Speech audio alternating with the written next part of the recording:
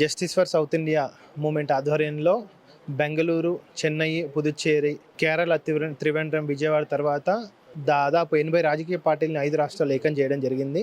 తెలంగాణలో 25 పొలిటికల్ పార్టీలు దాదాపు వచ్చాయండి. దీని ద్వారా 100 పొలిటికల్ పార్టీలు ఇంటిగ్రేషన్ అండర్ వన్ రూఫ్ అనేది రీచ్ అయ్యాము. మెయిన్గా ముఖ్యమైన 5 డిమాండ్లు ఏంటంటే, సౌత్ ఇండియాకి డీలిమిటేషన్లో జనాభా ప్రాతిపదికన అన్యాయం జరుగుతుంది, దాన్ని ఏ విధంగా అడ్డుకోవాలి. రెండవది, భారతదేశానికి రెండవ రాజధాని ప్లస్ సుప్రీంకోర్టు బెంచ్ ఏర్పాటు చేయాలి. మూడవది, రీజనల్ రిజర్వేషన్ సిస్టంలో మనం ఏ విధంగా రీజనల్ రిజర్వేషన్ సిస్టమ్ ఇంప్లిమెంట్ చేయాలి. నాలుగవది, మనం కేంద్రానికి ఎంత ఇస్తున్నాము, కేంద్రం తిరిగి మనకెంత ఇస్తుంది. ఐదవది, గంగా యమున మిగులు జలాలని సౌత్ ఇండియాకు మళ్లించాల్సిందిగా కోరుతూ ఈ 5 డిమాండ్లని 5 రాష్ట్రాల్లో చైతన్యవంతులుగా చేయడం అనేది జరిగింది. దీని ద్వారా చిన్న చిన్న పొలిటికల్ పార్టీస్కి ఇది భవిష్యత్తులో ఒక ఫ్యూయల్ ఇచ్చే నినాదంగా కూడా ముందుకెళ్తుంది. But it should not be separate nation కానీ కాదు, మనం కొట్లాడేది సమాన న్యాయం కోసం కొట్లాడుతున్నామని తెలియజేస్తున్నాను.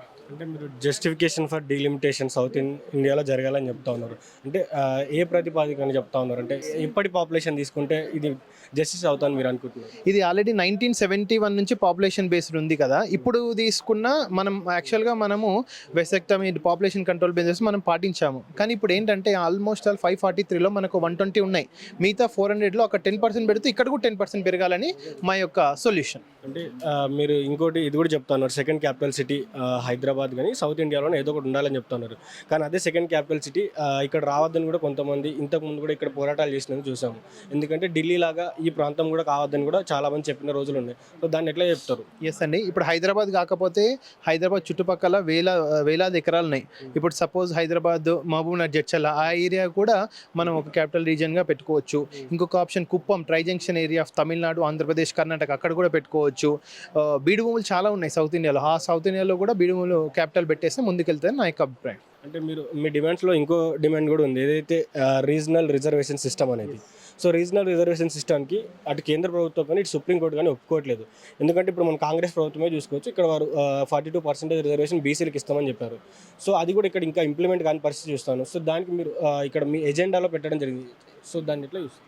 సుప్రీంకోర్టు ఒప్పుకోవట్లేదంటే సుప్రీంకోర్టు కూడా కొన్ని అధికారాలు ఉన్నాయండి. తన యొక్క జడ్జిమెంట్ని రివ్యూ చేసుకునే అధికారం. రీసెంట్గా SC/ST రిజర్వేషన్లో కూడా రివ్యూ చేసుకున్న 2005 జడ్జిమెంట్ని. రిజర్వేషన్ సిస్టమ్ ఎందుకు పాసిబుల్ కాదని మీరు అంటున్నారు. దానికి నేను వ్యతిరేకంగా. ఎందుకంటే మన తెలంగాణలో ఏదైనా మెడికల్ సీట్ వస్తే ఉస్మానియా యూనివర్సిటీకి కేటాయించేటోళ్ళు, NTR యూనివర్సిటీకి అయితే కేటాయించారు. అంటే ఇంతకుముందు కొన్ని దగ్గర రీజనల్ రిజర్వేషన్ సిస్టమ్ ఉంది. అదే రీజనల్ రిజర్వేషన్ సిస్టమ్ ఎడ్యుకేషన్లో ఉన్న ఇప్పుడు మన వతానికి IIT సీట్ వస్తే IIT చెన్నై కేటాయిస్తున్నారు. IIT హైదరాబాద్ రాకముందు ఆ ఎడ్యుకేషన్లో ఉన్న రీజనల్ రిజర్వేషన్ సిస్టమ్ని జాబ్లలో కూడా తీసుకురమని మా డిమాండ్. అంతే.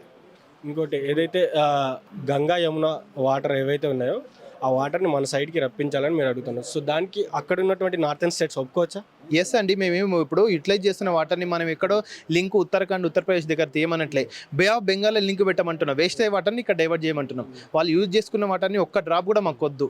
వేస్ట్ అవుతున్నాం. బంగాళాఖాతంలో ఎక్సెస్ మిగులు జలాలు మాత్రమే పడుతున్నాం. యూజ్ చేసిన వాటర్ మనం ఎందుకు? తప్పండి. డెఫినెట్గా అది దేశ ఇంటిగ్రిటీకి ప్రమాదం. మేము వేస్ట్ అవుతున్న వాటర్ని అడుగుతున్నాం అంతే. సో ఈరోజు ఇక్కడ 100 రాజకీయ పార్టీలను కూడా మీరు ఏకం చేయడం జరిగింది. సో మీరు ఏకం చేయడంలో అంటే 100 రాజకీయ పార్టీలు ఏవైతే చిన్న చిన్న పార్టీలు ఉన్నాయని చెప్తారో అవన్నీ ఏకం అవ్వడంలో మీకు సహకరించారా? ఎలా నడిచింది? ఎస్ అండి, అన్ని రాష్ట్రాలు కలిపి 100 అయినాయండి. ఈ రోజు దాదాపు ఒక 20 నుంచి 25 వచ్చినాయి. అన్ని రాష్ట్రాలు కలిపి 100 రీచ్ అయినాము. ఈ 100 కూడా కలిపి అందరూ ఒక ఐడియా ఇచ్చారు. Why don't we form a south alliance or south front అనేది కూడా అది భవిష్యత్ కార్యాచరణలో మనము తీసుకుంటాం. ఇప్పుడైతే present Karnataka state committee network increase చేసుకోవాలని మనం ఫామ్ చేస్తున్నాం. మీ ఫ్యూచర్ ప్లాన్ ఏంటి? 100 రాజకీయ పార్టీలు ఏకతాటిపై తేవడానికి గల కారణం ఏంటి? మీ ఫ్యూచర్ ప్లాన్ ఏంటి? డెఫినెట్గా ప్రైమ్ మినిస్టర్ ఆఫ్ ఇండియా పోస్ట్ని సౌత్ ఇండియన్ మనం ఆ సీటుని సొంతం చేసుకోబోతున్నాము. డెఫినెట్గా కేంద్రంలో సౌత్ ఇండియన్ లీడర్షిప్ అత్యధిక పాత్ర వహిస్తుందని మనం చేసుకుంటున్నాం. Please subscribe to the channel and download the Politicos app from the links in the description.